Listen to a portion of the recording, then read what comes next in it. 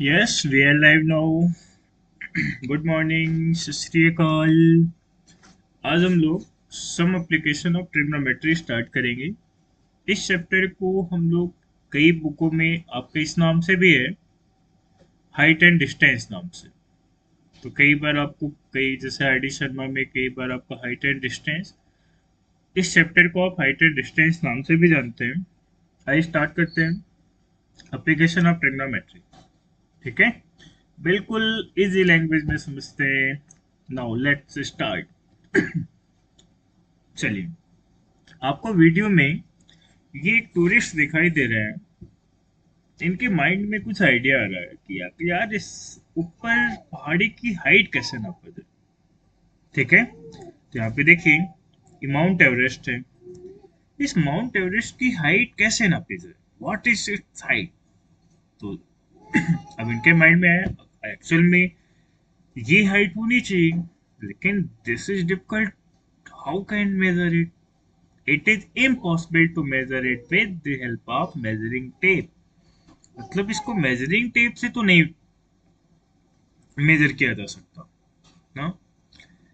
Same, ये एक बच्चा खड़ा हुआ है, ये सोच रहा है एक्चुअल में इस रिवर की हमें विड्थ नापनी है, रिवर की विड्थ मेजर करनी है। ये रिवर है, what is it's width, width इसकी क्या रही होगी। इनके माइंड में एक क्वेश्चन है, फिर इन्होंने कहा नहीं, ये तो विड्थ तो है, it is difficult and impractical to measure it with the help of measuring tape। तो ये भी इम्पॉसिबल था। चलिए नेक्स्ट एग्जांपल देखते हैं।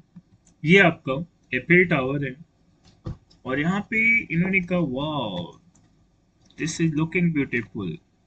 Yes, what is it's height. जिनके माइंड में भी एक क्वेश्चन आया कि एक्चुअल में इसकी हाइट क्या रही होगी, तो फिर से इनको डिफिकल्टी आई। तो इन्होंने भी कहा how can measure it, it is impossible major it with the help of measuring tape. ठीक, अब देखिए, थ्री प्रॉब्लम एराइजेज हो गई। इनको भी प्रॉब्लम आ गई कि मेजरिंग टेप से तो ये माउंट एवरेस्ट की हाइट नहीं मेजर किया जा सकता। इनको भी वही प्रॉब्लम आई कि इस टेप से भी नहीं मेजर किया जा सकता। और इनको भी वही प्रॉब्लम आई कि हाइट भी नहीं मेजर किया जा सकता, इम्प्रैक्टिकल तो नहीं है। तो जो आपका इम्प्रैक्टिकल नहीं पॉसिबल है, वो आपको मैथ पॉसिबल करके दिखाता है। वो किसकी हेल्प से, आइए जानते हैं, ट्रिग्नोमेट्री की हेल्प से। ठीक है, आइए। Such height and distance can be found by applying trigonometry. It's okay, we need to learn few important term. सबसे पहले चैप्टर में एंट्री करने से पहले कुछ इंपॉर्टेंट टर्म जानेंगे, जिसमें पहला फर्स्ट है आपका line of sight, horizontal line and angle of elevation. आइए, and angle of depression. Hi, ये एक बच्चा है, ये आपको समझाएगा। Hi, I am Raj, I am going explain you all the important term. ये बच्चा देखिए आपको अब समझाएगा कि एक्चुअल में ये जो टर्म है, लाइन ऑफ साइट क्या होती है, हॉरिजॉन्टल लाइन क्या है, एंगल ऑफ एलिवेशन क्या है, एंड एंगल ऑफ डिप्रेशन क्या है। चलिए, ये आगे उन्होंने देखा कि ये यहाँ पे खड़े हैं, और आई एम ऑब्जर्विंग द काउ। इनको ये काउ दिखी, ठीक है, ये ऑब्जर्वर है, और ये काउ अभी इनके लिए ऑब्जेक्ट है। ये ऑब्जर्व करके आपको बताएंगे कि लाइन ऑफ साइट क्या होती है। तो देखिए, ये इनके आईज से काउ के आईज के बीच में एक ही लाइन बनाई आपने, जिसको आप एज ए इमेजिनरी लाइन बता दीजिए, या आगे चल के इसी को आप बोलते हैं क्या, this is imaginary line is connected the eyes of observer and the object. देखिए, फिर से समझिए, ये ऑब्जर्वर है, ये ऑब्जेक्ट है। इनके आईज से काउ के आईज के बीच में देखिए ये जो इमेजिनरी लाइन बन रही है, this imaginary line is connecting the eyes of the observer and the object. This line is called line of sight. Yeah. Next, let us see few more example. One more example देखते हैं। Now I am observing the door of the three houses, sorry door of the tree houses. चलिए देखिए इधर एक ये door है, ये observer है और ये ऑब्जेक्ट है। ऑब्जर्वर ने डोर की तरफ देखा, देखिए एक लाइन कनेक्ट करेगी ना इनके आईज से इस ऑब्जेक्ट को, इस लाइन को, जो ये इमेजिनरी लाइन है, this imaginary line is called line of sight. One more, फिर से once again, observer object and this line is called line of sight. Observer and object के बीच में ये जो इमेजिनरी लाइन है, this line is called line of sight. I hope it is clear. Now, I am observing a beautiful flower. कहाँ पे दिख रहा है फ्लावर? इधर देखिए, ठीक है। ऑब्जर्वर एंड ऑब्जेक्ट, इनके बीच में भी देखिए, ये जैसे ही देखें ऑब्जेक्ट की ओर, तो this is N line of site. I hope line of site आपको अच्छे से क्लियर हो गया होगा, ठीक है। चलिए, आई वॉन्ट दैट एप्पल। देखिए एप्पल इधर दिख रहा है, अब इनको ये एप्पल चाहिए। ये क्या करते हैं, ये ऑब्जर्वर, ये ऑब्जेक्ट, ये जो एप्पल को देख रहे हैं, ये जो कनेक्टिव लाइन है, means imaginary line, this line is called line of sight, ठीक है। चलिए अब देखिए, जो हमने चार फोर एग्जांपल लिए थे, काऊ, काऊ एंड आई से connective line of site, flower से, डोर से एंड एप्पल से, this is a line of sight, या ओके। अब आइए ट्री पे चलते हैं, इसको समझते हैं, इसकी हेल्प से हम लोग समझेंगे what is an angle of elevation. तो देखिए एंगल ऑफ एलिवेशन क्या होता है। ये राज जी आ चुके हैं ट्री के पास, ये फिर से दिखाए, ये आपका क्या था, ट्री, और अपनी आई से इन्होंने एक पैरेलल लाइन ड्रा किया, ठीक है। तो जो आप एंगल लेंगे ना, एक बात ध्यान रखेंगे, एंगल हमेशा बेस से नहीं, बेस आपको वो लेट करना है जैसे ये आई से इन्होंने एक पैरेलल लाइन रखी है, ठीक है। This line passes through the eyes of observer and is parallel to the ground, ठीक है। चलिए इसको क्या बोलेंगे, this is an horizontal line and this, अब ये देख रहे हैं ऊपर, इधर देखिए, ठीक है। अब देखिए टॉप पे देख रहे हैं ट्री पे, आई am observing the top of the tree. देखिए इधर ये ऑब्जर्वर है और ये ऑब्जेक्ट है, बिल्कुल टॉप ऑफ ट्री पे देख रहे हैं। तो देखिए हॉरिजॉन्टल लाइन, और इस लाइन को आपने क्या बोला था, line of sight. Observer and object के बीच में जो लाइन कनेक्ट करती है, this line is a line of sight and this is a horizontal line, it's okay. In this line of sight, making an angle with the horizontal line. Once again, जो आपने horizontal line लिया था observer of eye से और line of sight के बीच में ये जो angle बना आपका, this, yes, this angle is called angle of elevation. Once again, फिर से देखिए, ये मिस्टर राज, इन्होंने अपने आई से एक हॉरिजॉन्टल लाइन ड्रा किया, फिर टॉप ट्री के टॉप पे इन्होंने एक ऑब्जेक्ट देखा, इस लाइन को क्या बोला, line of sight, and in this line of sight making an angle with the horizontal line, yes, this angle is known as angle of elevation, ठीक है। Line of sight and horizontal line के बीच में जो angle बनता है, this angle is known as angle of elevation.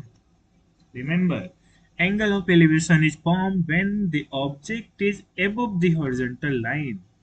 अगर object आपका हॉरिजॉन्टल लाइन के above है, this angle is known as angle of elevation या एंगल ऑफ डिप्रेशन समझते हैं। चलिए मिस्टर राज आ चुके हैं अपने छत के ऊपर, ये इन्होंने हॉरिजॉन्टल लाइन बनाई, ठीक है। आई am observing the flower of the ground. देखिए ग्राउंड पे इनको एक फ्लावर दिखा, अब ये ऑब्जेक्ट है और ये ऑब्जर्वर है, इनके बीच में देखिए इमेजिनरी लाइन कनेक्ट हो रही है, अब आप बताएंगे this imaginary line is called line of sight, या okay. And in this line of sight, making an angle with this horizontal line is called angle of depression. Yeah, okay. Remember, angle of depression is formed when the object below the horizontal line. ठीक है। And object अगर आपका above the horizontal line होता है तो वो क्या बनता है आपका एंगल ऑफ एलिवेशन। आइए let us revise all the four term. जो भी हमने फोर टर्म देखा एक बार फिर से समझते हैं। चलिए ये है मिस्टर राज, ये है आपकी हॉरिजॉन्टल लाइन दिस, एंड यहाँ पे देखिए क्रो आ रहा है और ये यहीं पे रुक गया। अब ये क्रो आपका क्या है, ऑब्जेक्ट है, और ये क्या है, ऑब्जर्वर है। ठीक है। आई am observing the angle eagle in the sky, ये क्रो नहीं ईगल है। ठीक है। ये ऑब्जर्वर और ये ऑब्जेक्ट है, इनके बीच में जो ये इमेजिनरी लाइन है, this line is called line of sight. ठीक है। And this angle is known as angle of elevation, या okay. I am observing the flower of on the ground.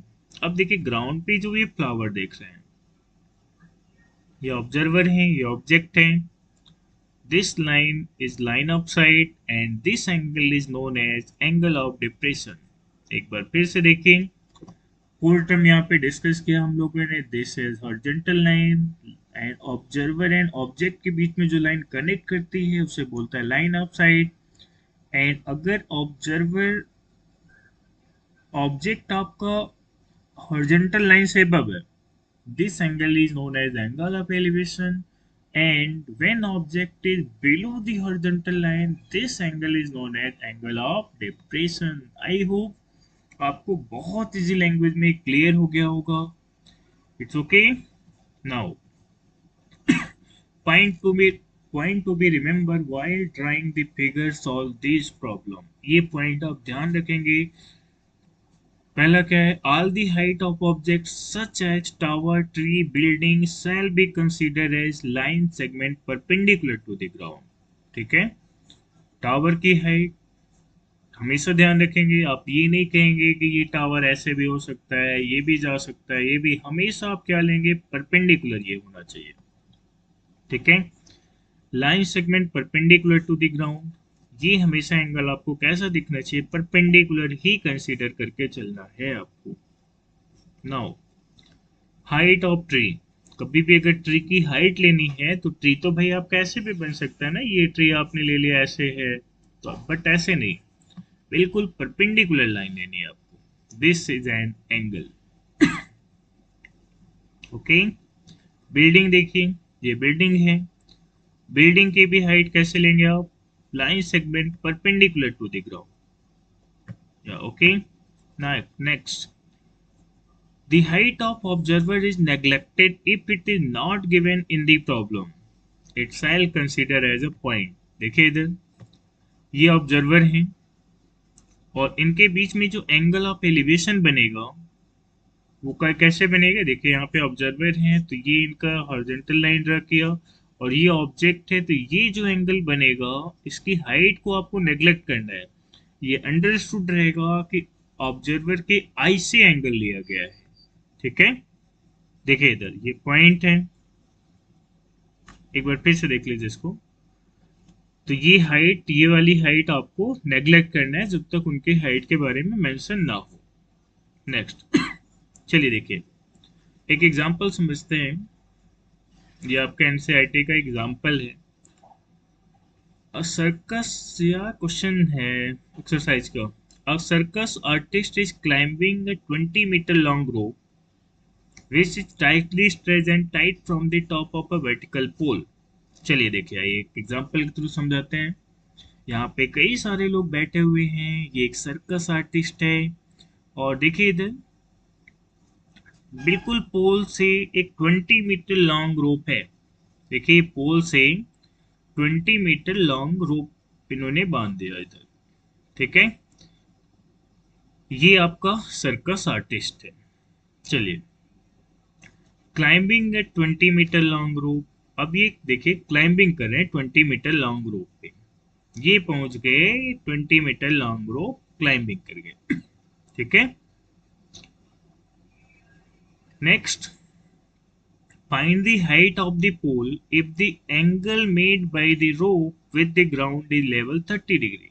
अब देखिए क्या पूछा गया, हाइट ऑफ द पोल, ये पोल की हाइट आपसे पूछा गया। ठीक है, angle made by rope with the ground level is 30 degree, ये एंगल कितना है आपका 30 डिग्री। अब ध्यान से समझिए, इस ट्रायंगल में अगर ये एंगल है तो ये बना आपके पास परपेंडिकुलर, ये क्या बना आपके पास हाइपोटेन्यूज। अब आप बताइए परपेंडिकुलर और हाइपोटेन्यूज में कौन सा ट्रिग्नोमेट्रिक फंक्शन आपने देखा था, कौन सा trigonometric, sine theta, this is an sine 30 degree. तो बताइए साइन 30 डिग्री की वैल्यू क्या होती है, 1/2। ठीक है, अब आइए सॉल्व करके देखते हैं। This is a triangle A B C. एक बार फिर से समझते हैं क्वेश्चन, पहले क्वेश्चन की मीनिंग समझिए। This is circus artist 20 metre long rope पे ये टाइटल स्ट्रेस है एंड ये पहुंच गए टॉप पे। अब ये टॉप से हाइट ऑफ टावर निकालना चाहते हैं।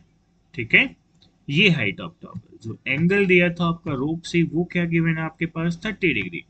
नेक्स्ट, चलिए अब क्वेश्चन सॉल्व करते हैं। आई होप डायग्राम सभी को क्लियर समझ में आ गया होगा। ये ए बी सी एक ट्रायंगल है, यहाँ पे आप ध्यान से देखिए, सोल्यूशन अब समझेंगे। ये क्या है, हाइपोटेन्यूज। ठीक है, रोप को हमने दे दिया एसी, इसको दे दिया हमने ए बी। ठीक, ऑब्जर्व एंगल सी। अगर इस एंगल सी से आप देख रहे हैं तो फॉर एंगल सी के लिए अपोजिट साइड क्या बनती है बताइए, A B.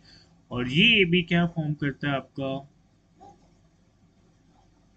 Perpendicular, and AC क्या बनेगा आपका हाइपोटेन्यूज। इस अपोजिट साइड को बोलेंगे आप perpendicular and this is an hypotenuse. Okay, ratio of opposite side and hypotenuse remain as. अब आप याद करिए क्या था,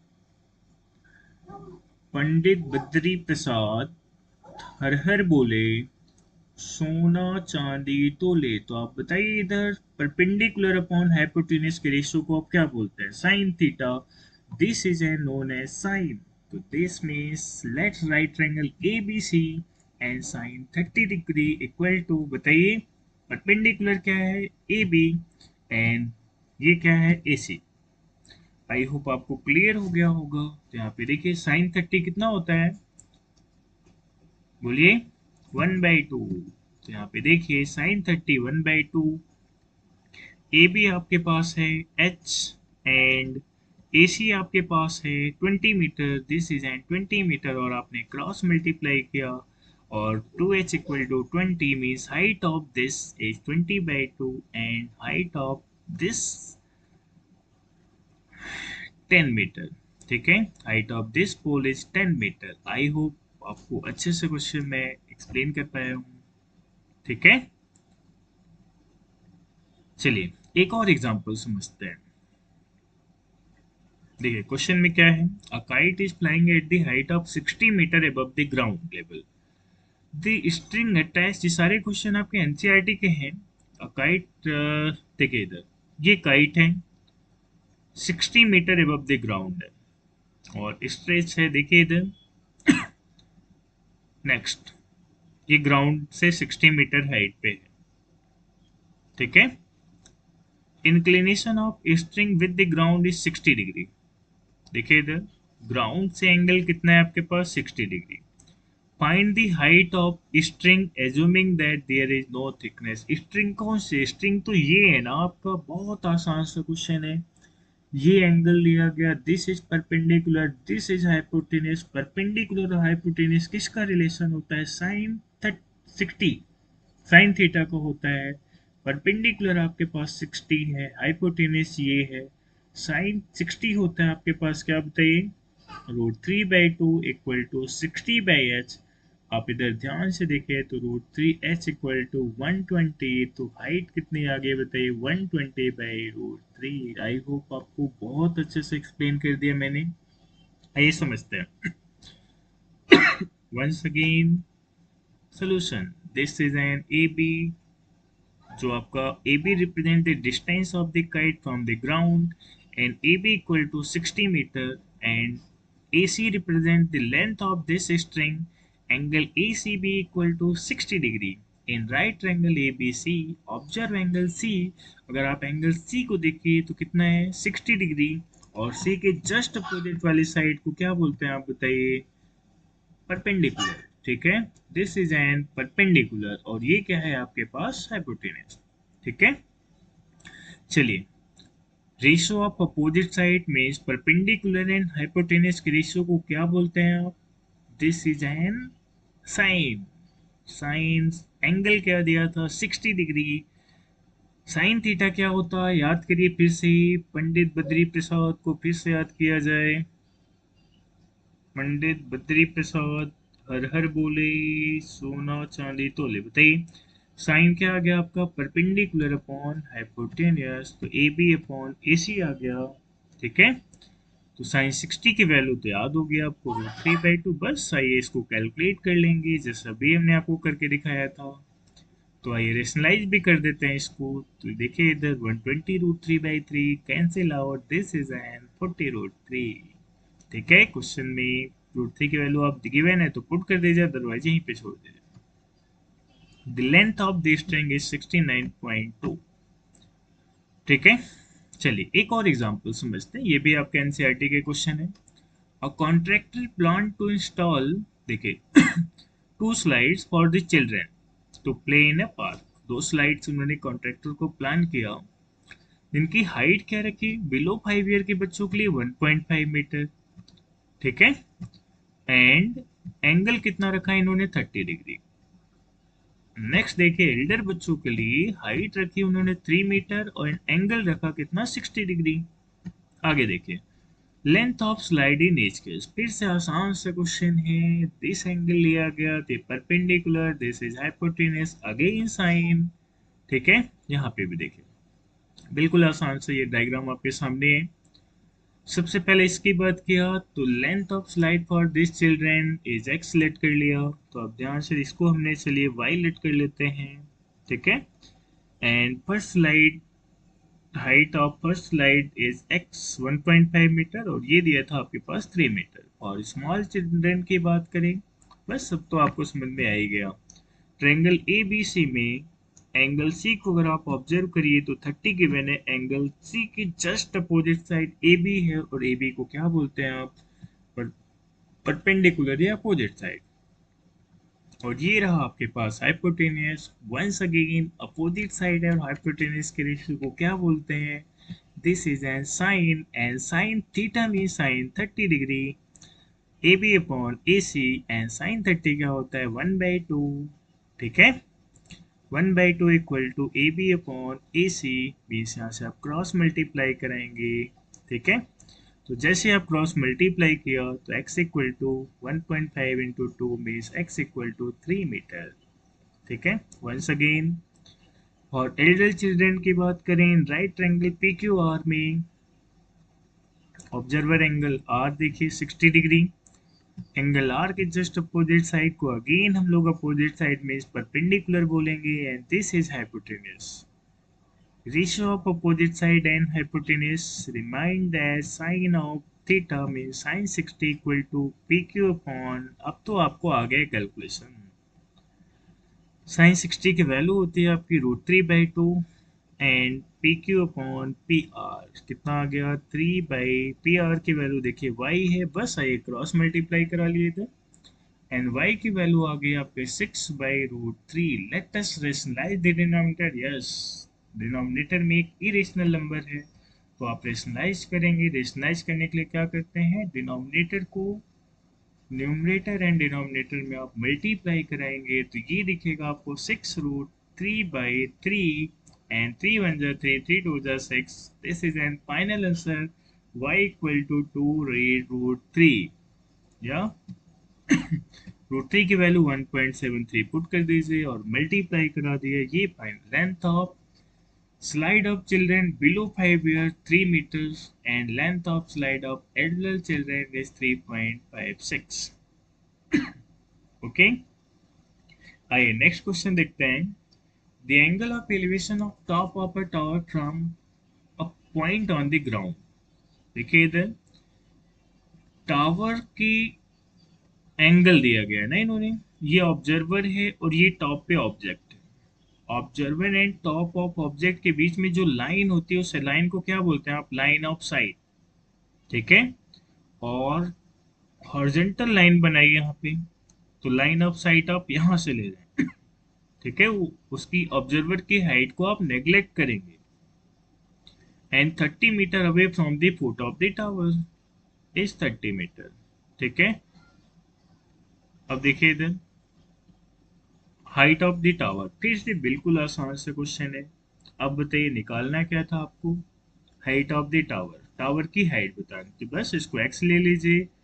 ये एंगल है, दिस इज ए परपेंडिकुलर और दिस इज एन बेस। अब बताइए परपेंडिकुलर और बेस किस ट्रिग्नोमेट्रिक फंक्शन को होता है, tan का। tan theta equal to perpendicular by base, tan theta क्या होता है बताइए, 1/√3 इक्वल टू p/b। बस परपेंडिकुलर पूछा गया था आपके, बेस की वैल्यू थी आपके पास। वंस अगेन आई एक्सप्लेन कर लेते हैं। ठीक है, देखिए इधर जो भी हमने आपको समझाया वही किया गया है यहाँ पे। ये distance of foot of the tower from a point on the ground 30 meter and height of the pole h meter.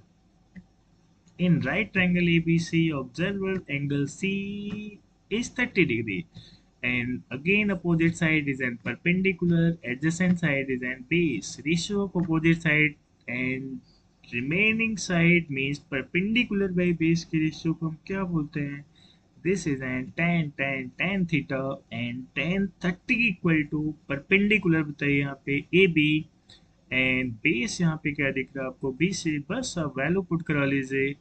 यार ए बी को एच ले लिया, बी से 30 डिग्री की मैंने क्रॉस मल्टीप्लाई किया, and now let's rationalise the denominator.